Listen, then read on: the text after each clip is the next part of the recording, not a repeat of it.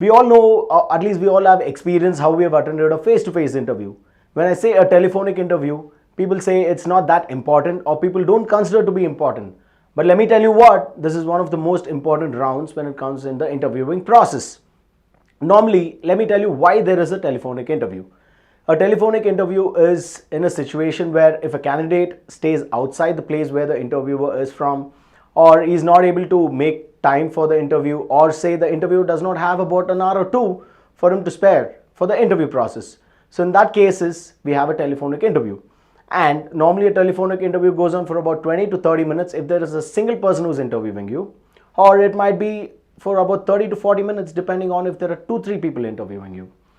So these are the tips and tricks that you have to have in mind before you go ahead and start the interview. The first thing is always have your resume right in front of you. Your resume or your cover letter right in front of you, because one of the top most asked questions in any kind of interview is walk me through your resume. So when an interviewer is asking you that question, or when the interviewer is shooting the first set of questions, you don't have to run around, go ahead and get your resume, and then it wastes a lot of time.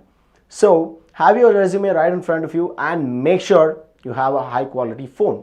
High quality phone in sense, make sure you're in a calm environment, there's no much disturbances, and always sit straight, take a deep breath and relax for about 5-10 minutes before you start the process. And make sure you do not sit on a couch with laid back position, or you do not do multitasking. Say you're texting or you're Facebooking on your computer and you're talking to the interviewer, or say you're smoking or chewing gums. Please do not do all these things when you attend the telephonic interview. And also smile on the phone. Smile on the phone in sense, when the interviewer and you are having a conversation, make sure you have a smile. Say if there's a conversation and at times if there would be a situation where you have to smile on the call, and make sure it's a professional conversation. And always focus on your language. Focus on your language. Do not come up with your native accent. Make sure the interviewer and you have a professional conversation. Do not get into multilingual conversation. People from different states have different kind of accents. So make sure the conversation you have with the interviewer is always professional.